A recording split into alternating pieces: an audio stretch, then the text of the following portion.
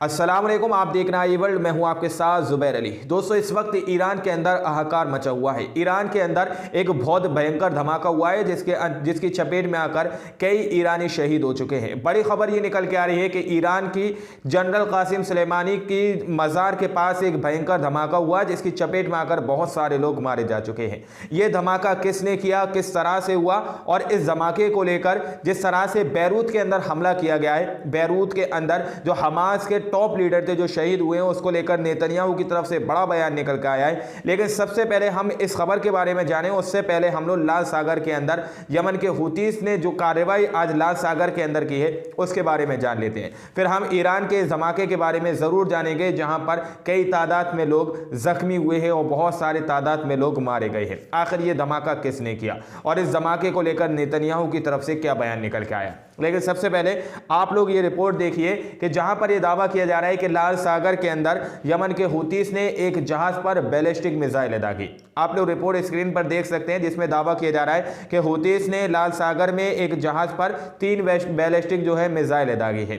वहीं पर यह जहाज ये दावा किया जा रहा है कि यह जहाज बंदरगाहों की तरफ जा रहा था, बंदरगाहों के रास्ते पे जा रहा था। इस जहाज की तस्वीर आप लोग देख सकते हैं। CMA कंटेनर जहाज को निशाना बनाया है यमन के हुतीस ने कि बंदरगाहों की तरफ ये जहाज जा रहा था। रास्ते में एक CMA कंटेनर जहाज को पूरी तरह से यमन के हुतीस ने निशाना बनाया है। दावा किया जा रहा है कि ये जहाज जो है इजराइल की तरफ जा रहा था, लेकिन यमन के हुतियों का गजा और फलस्तीनियों से यह दावा है कि कोई भी जहाज इजराइल तक नहीं पहुंच पाएगा। किसी की भी मदद जो है इजराइल तक नहीं पहुंच पाएगी। चाहे कोई हथियार का जखीरा कोई इजराइल तक भेजने की कोशिश करे, लाल सागर के अंदर से कोई भी जहाज को हम लोग नहीं जाने देंगे। लेकिन दोस्तों, अब बड़ी खबर जो निकल के आ रही है, ईरान के अंदर जिस तरह से इस वक्त हाहाकार मचा हुआ है, वहां पर एक बहुत भयंकर धमाका हुआ। मज़ार के पास ये धमाका हुआ है ईरान के अंदर। जनरल कासिम सुलेमानी की जो मज़ार है वहाँ पर लोग इकट्ठा हुए थे। उस जगह पर जो धमाका हुआ है उसकी चपेट में कई लोग घायल हो चुके हैं। 73 लोगों की दावा किया जा रहा है मौत हो चुकी है और कई घायल हो चुके हैं। अब आप लोग इस रिपोर्ट को ज़रा विस्तार से समझिएगा कि ईरान के अंदर ये धमाका क्यों हुआ और किसने किया है। ये सारा विश्लेषण आप लोगों के सामने चंद ही मिनटों के अंदर आप लोगों को समझाने की कोशिश करूँगा।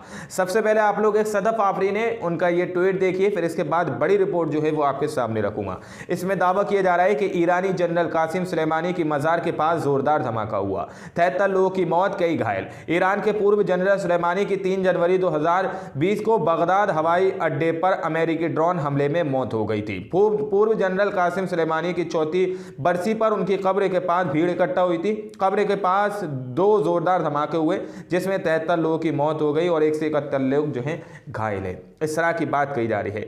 2020 के अंदर हवाई अड्डे पर अमेरिकी ड्रोन के हमले से जो है इनकी मौत हुई थी। इनको शहीद किया गया था। कासिम सुलेमानी को, जनरल कासिम सुलेमानी को अमेरिकी ड्रोन से पूरी तरह से शहीद किया गया था। अब आप लोग इस बात को अपने निगाह में रखिएगा कि किस तरह से जो है हमला हुआ है। लेकिन ये 73 की तादाद जो है हौले हौले करके 103 तक अब पहुंच चुकी है। 103 लोग जो है इस वक्त मौत की कगार पर पहुंच चुके हैं और पूरी तरह से वो शहीद हो चुके हैं और बहुत सारे लोग अभी इसमें इंजर्ड हैं।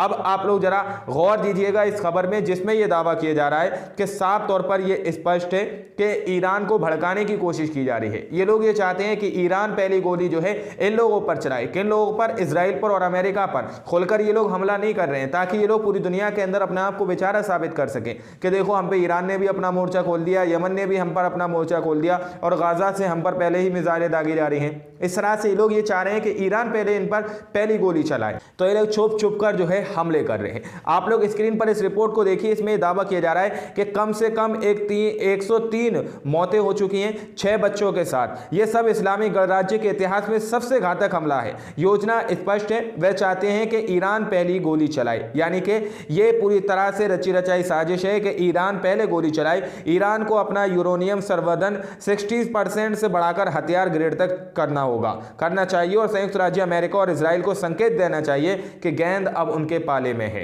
इस तरह की बात यहां पर कही जा रही है। लेकिन दोस्तों, अब जो बड़ी खबर सामने निकल के आ रही है कि जिस तरह से छुप छुप कर ईरान के अंदर जो हमले किए जा रहे हैं, पहले बैरूत के अंदर हमला किया गया, उससे पहले सीरिया के दमिश्क के अंदर हमला किया गया जिसमें एक टॉप लीडर को, वरिष्ठ अधिकारी को पूरी तरह से शहीद कर दिया गया। फिर बैरूत में हमला करके हमास के टॉप लीडर जो थे उनको शहीद कर दिया गया। ये लोग खुल के अपना मोर्चा नहीं खोल रहे। सीरिया के अंदर हमला करने के बाद अमेरिका ने साफ तौर पर कह दिया था कि अभी हम जंग के लिए तैयार नहीं है, लेकिन अब जो है यहां पर जो हमला किया गया है ईरान के अंदर, कासिम सुलेमानी की मजार के पास जो हमला किया गया है, ये छुप छुप कर इस तरह की कार्रवाई करते हुए नजर आ रहे हैं। अब मैं आप लोगों के सामने एक बहुत बड़ा विश्लेषण रख रहा हूं, एक बड़ी खबर रख रहा हूं जिसमें इस बात का खुलासा किया गया है कि ईरान के अंदर इन धमाकों के करने के पीछे का असली सच क्या है और असली खेल क्या है। ये एक न्यूज रिपोर्ट के अंदर से साफ तौर पर यह दावा किया जा रहा है। T.me मेगाट्रॉन रॉन करके ये एक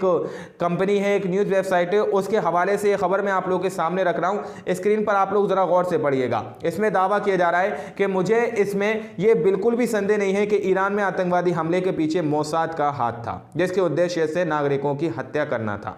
जनरल सुलेमानी की कब्र पर एक स्मारक समारोह में आतंकवादी हमले में 50 से अधिक लोगों की जान चली गई, जिसमें रिमोट कंट्रोल द्वारा 2 बम विस्फोट किए गए हैं, विशिष्ट मोसाद तकनीक और कार्य प्रणाली के जरिए से।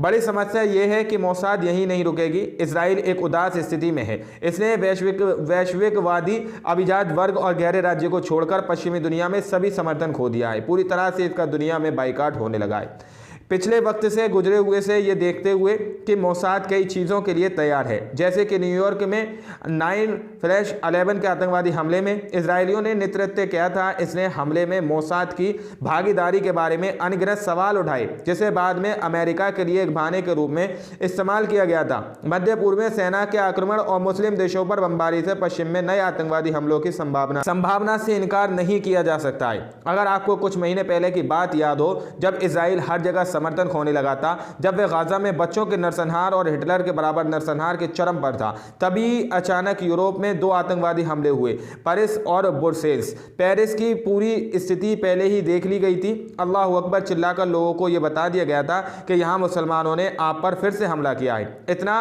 पारदर्शी मोहताज बेवकूफ़ी भरा ऑपरेशन की छोटा एक बच्चा भी समझ जाएगा। इन सब के बाद जब मोसाद को यूरोपीय आबादी से इजराइल के लिए बड़े पैमाने पर समर्थन का वांछित परिणाम नहीं मिला, तो आयरलैंड में एक आतंकवादी हमला हुआ। वो राज्य जो इजरायली नरसंहार का सबसे बड़ा आलोचक है।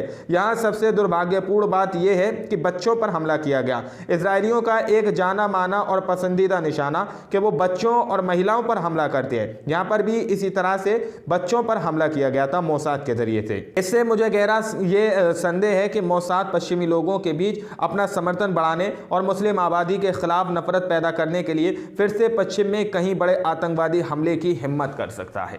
साफ तौर पर दावा किया जा रहा है कि मोसाद का इसमें पूरी तरह से हाथ है। यहां पर जिस तरह से जब इजराइल पूरी तरह से दुनिया के अंदर अपना समर्थन खोने लगा था, लोग उसका बहिष्कार करने लगे थे, तो अमेरिका की तरफ से बड़ी साजिशें रची गई थी, जिसमें दावा किया जा रहा है कि कई यूरोपीय देश के अंदर हमले कराने जैसी साजिशों को अंजाम दिया गया था। मोसाद जो खुफिया एजेंसी इजराइल की है, उसने ये चाल चली कि पूरी दुनिया के अंदर ये दिखाने की कोशिश की मुसलमान चारों तरफ हमले कर रहे हैं। मोसाद ने इस तरह से बच्चों पर हमला किया और उसके बाद अल्लाह अकबर के नारे लगा दिए। इस तरह का दावा रिपोर्ट के अंदर किया जा रहा है। जिस चाल को देखकर कोई भी बंदा इस बात को समझ सकता है कि जहां पर अल्लाह अकबर के नारे लगाए जा रहे हैं और बच्चों को मारा जा रहा है, तो ये इनकी साजिश पूरी तरह से फेल हो गई। लेकिन अब ये छुप छुप कर ईरान के अंदर हमले कर रहे हैं, कभी दमिश्क के अंदर हमले कर रहे हैं, कभी बैरूत के अंदर हमले कर रहे हैं। ये खुलकर अपना मोर्चा ईरान के खिलाफ या यमन के खिलाफ नहीं दिखा रहे। ये लोग ये चाह रहे हैं कि मैंने आप लोगों को बहुत सारी रिपोर्ट के अंदर बताया है कि ये ईरान को उकसाने और भड़काने की कोशिश कर रहे हैं।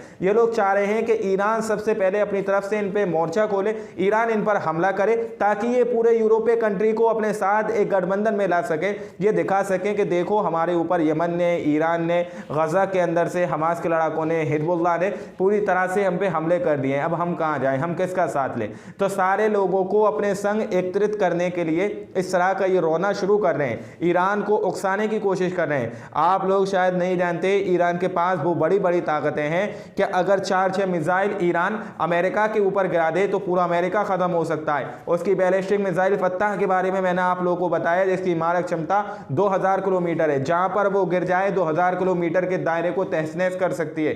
लेकिन ये लोग उसको उकसा रहे हैं। इसका जंग का दायरा अमेरिका पूरी तरह से पूरी दुनिया के अंदर फैलाने का काम कर रहा है। अब देखना यह है कि जिस तरह से जनरल कासिम सुलेमानी की खबर के पास जो धमाका हुआ है, हालांकि नेतन्याहू ने इस बात पर साफ तौर पर मना कर दिया है। नेतन्याहू ने साफ तौर पर इस बात पे मना कर दिया है कि बैरूत के अंदर जो हमला हुआ है, सालेह अल अरूरी यानी कि हमास के लड़ाकों के जो टॉप लीडर को शहीद किया गया है, उसके बारे में उसने साफ तौर पर इजराइल के प्रधानमंत्री के कार्यालय की तरफ से ये बात कह दी गई है कि कोई भी अधिकारी या कोई भी मंत्री सालेह अल अरूरी की शहादत पर बयान नहीं देगा, किसी भी तरह की कोई टिप्पणी नहीं करेगा। उसने ये प्रतिबंध लगा दिया है कि कोई भी सालेह अल अरूरी के बारे में बात नहीं करेगा। स्क्रीन पर इस रिपोर्ट को आप लोग जरा गौर से देखिए। दावा किया जा रहा है कि इजरायली प्रधानमंत्री कार्यालय की तरफ से यह बात कही गई है कि नेतन्याहू ने मंत्रियों से सालेह अल अरूरी की हत्या पर यानी शहादत पर टिप्पणी नहीं करने को कहा है, कि किसी भी तरह की कोई भी इसके बारे में अपनी टिप्पणी नहीं देगा, किसी भी तरह का बयान नहीं देगा। अब आप लोग समझ सकते हैं कि आड़ी आड़ में ये चाहता है कि जिस तरह से बैरूत पर हमले हुए हैं, अगर इजराइल का नेतन्याहू कुछ और बयान दे दे, मंत्री कुछ और बयान दे दे, IDF कुछ और बयान दे दे, तो ये लोग फंस जाएंगे। इसलिए नेतन्याहू ने अपने अधिकारियों से, अपने मंत्रियों से कह दिया है कोई भी सालेह अल अरूरी के बारे में कोई भी किसी भी तरह की टिप्पणी नहीं करेगा। अब इस तरह से ईरान के अंदर जो है वहां पर मज़ार के पास हमला किया गया, जिसकी चपेट में कई लोग आए हैं, कई लोग शहीद हो चुके हैं और कई लोग इसमें इंजर्ड हैं बहुत घायल रूप से।